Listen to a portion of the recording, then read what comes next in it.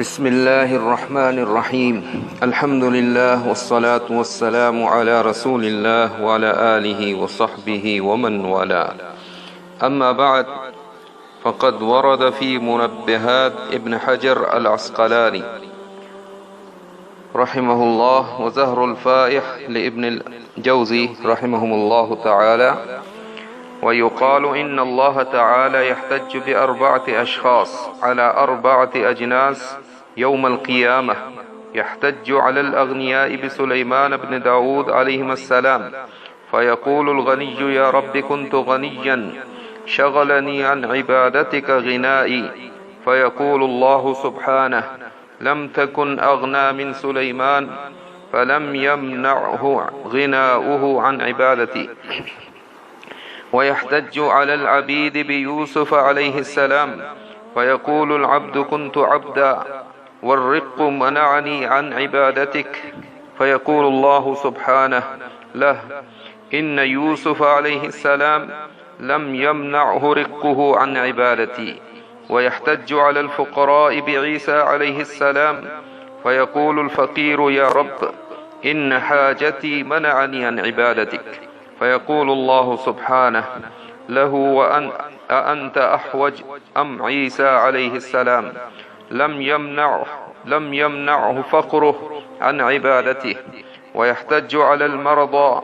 بأيوب عليه السلام فيقول المريض يا رب المرض منعني عن عبادتك فيقول الله سبحانه له أمرضك أشد أم مرض أيوب عليه السلام ولم يمنعه ذلك عن عبادتي فلا يكون لأحد عند الله عذر يوم القيامة۔ یہ ایک روایت ہے جس کو امام ابن حجر العسقلانی اپنے مایہ ناز کتاب منبہات لابن حجر رحمہ اللہ میں اور امام ابن جوزی رحمہ اللہ نے زہر الفائح نامی کتاب میں وارد فرمایا ہے۔ ترجمہ اس کا یہ ہے اور عنوان اس کا یہ ہے کہ اللہ جل جلالہ کے سامنے قیامت کے دن دنیا کا کوئی عذر جو انسان کو اور کوئی شغل اور کام جو انسان کو اللہ تعالیٰ کی عبادت سے روکے یا اس میں رکاوٹ بنے، یہ کام نہیں آئے گا اور اس عذر سے اس کی جان نہیں چھوٹے گی، اور اللہ تعالیٰ اس کے مقابلے میں وہ شخصوں کے اوپر 4 جنسوں اور 4 قسم کے اپنے برگزیدہ بندوں اور انبیاء کے ذریعے حجت پکڑے گا۔ چنانچہ اس کا ترجمہ یہ ہے وَيُقَالُ اور یہ کہا گیا ہے ان اللہ یحتج باربعۃ اشخاص علی 4 اجناس، 4 قسم کے لوگوں کے اوپر اللہ تعالی انہی جیسے 4 بندوں کے ذریعے حجت پکڑے۔ تو توانگر یعنی جو مالدار ہیں ان کے ساتھ سلیمان علیہ السلام جو حضرت داؤد علیہ نبینا علیہ السلام کے بیٹے ہیں، تو پس توانگر اور مالدار کہے گا اے میرے رب، میرے مال نے مجھے اور میری توانگری نے مجھے تیری عبادت سے روک رکھا تھا، مجھے نماز کے لیے فرصت نہیں ملتی تھی، اللہ کے راستے میں جانے کے لیے فرصت نہیں ملتی تھی، قرآن کی تلاوت اور تیرے ذکر کے لیے فرصت نہیں ملتی۔ اللہ پاک اس کے بعد فرمائے گا کہ تو سلیمان علیہ نبینا علیہ السلام سے زیادہ غنی نہیں تھا، ان کو تو ان کی مالداری و بادشاہی نے نہ روک رکھا، اور اسی طرح جب بندہ یہ کہے گا کہ میں غلام تھا، مجھے میری غلامی نے تیری عبادت سے روک رکھا تھا، اور بندہ اس کے ذریعے سے حجت پکڑے گا، عذر پیش کرے گا، اللہ پاک فرمائے گا کہ تو حضرت میرے نبی پیغمبر یوسف علیہ السلام سے بھی زیادہ عبدیت اور رقیت اور غلامی کی زندگی میں تھا۔ یوسف علیہ السلام کو تو اس کی غلامی نے میری عبادت سے نہ روک رکھا،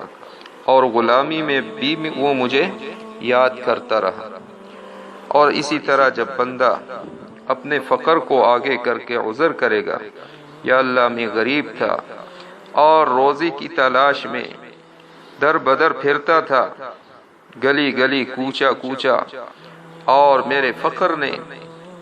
تیری عبادت نماز کے لیے وقت پر پڑھنے کے لیے نہ چھوڑا، تیری ذکر کے لیے فرصت نہ ملی اور تیرے راستے میں فرصت نہ ملی، تو اللہ پاک فرمائے گا حضرت عیسیٰ علیہ السلام کے ذریعے سے حجت پکڑے گا اور ان کے اس حجت اور عذر کو توڑے گا۔ اللہ پاک فرمائے گا کہ اے میرے بندے، تیری محتاجی، تیرا فقر اور غربت حضرت عیسیٰ علیہ السلام سے بھی زیادہ تھا، ان کو تو ان کے فقر نے میری عبادت سے نہ روکا، اور وہ فقیری میں بھی مجھے یاد کرتا رہا۔ اسی طرح جب بندہ یہ عذر کرے گا کہ اللہ میں بیمار تھا، میں چل نہیں سکتا تھا، میں اٹھ نہیں سکتا تھا، میرے پاؤں میں اتنی سکت نہیں تھی کہ میں تیرے دربار مسجد میں آ کر جماعت کے ساتھ نماز پڑھتا، اور اسی طرح عذر کرے گا، اللہ پاک فرمائے گا کہ اے میرے بندے، کیا تیری مرض حضرت ایوب علیہ السلام کے مرض سے بھی زیادہ تھی؟ ان کی شدت مرض نے ان کو میری عبادت سے نہیں روکا، اور ان کا دل میرے ساتھ اٹکا رہا، تو تو کیسے یہ عذر پیش کرتا ہے؟ وہ بھی تو تمہاری طرح بندہ تھا، وہ بھی بشریت کے تقاضوں سے مبرہ نہیں تھے، تم کیسے یہ عذر کرو گے؟ تو اللہ تعالی بندہ جو بھی عذر کرے گا، بہانہ بنائے گا، اللہ پاک اس کو توڑے گا اور اس کے مقابلے میں حجت پیش کرے گا۔ اس لیے میرے عزیز دوستوں، بزرگوں، میری ماؤں بہنوں، دنیا کی اس فرصت کو غنیمت سمجھو، بالخصوص جوانی ہے، اس کو غنیمت سمجھو بڑھاپے سے پہلے پہلے، اور زندگی ہے دنیا کی موت سے پہلے پہلے، اور فراغت ہے، فارغ البالی ہے، اللہ نے بہت کچھ دیا ہے، بازاروں میں در بدر پھرنے کی ضرورت نہیں، دکانداری کی ضرورت نہیں، ذمہ داری کی ضرورت نہیں، اور میری مائیں بہنیں تو وہ گھر میں اللہ پاک نے ان کو گھر کا ملکہ بنا دیا۔ اس لیے دنیا کے کام کاج بھی اپنی جگہ کرے، لیکن اللہ نے ہر کام کو اپنے وقت پر کریں، اور اللہ کے ذکر کے لیے، عبادت کے لیے سب سے بڑی جو چیز جس کی ضرورت ہے وہ دین سیکھنا سکھانا ہے، آپ اس کے لیے جو ہے وہ وقت نکالیں۔ آپ کے روٹین میں یہ بات ہو کہ اللہ نے مجھے آخرت کمانے کے لیے بھیجا ہے، اس لیے میں نماز تو ضرور پڑھوں گی جو ہی آذان ہو جائے، اس کے ساتھ ساتھ قرآن پاک کو سیکھیں، اس کی تلاوت کریں، اور دین کے ضروری مسائل اور دین کا ہمارے گھروں میں مذاکرہ ہو، اور تکرار ہو، ایک دوسرے کے ساتھ مذاکرہ ہو، اور اللہ کے راستے میں نکلنے کی کوشش کرے۔ اللہ پاک مجھے آپ کو اس پر عمل کرنے کی توفیق عطا فرمائے، اور اللہ تعالی ہمارے اوقات اور ساعات میں برکت عطا فرمائے۔ وآخر دعوانا الحمدللہ رب العالمین۔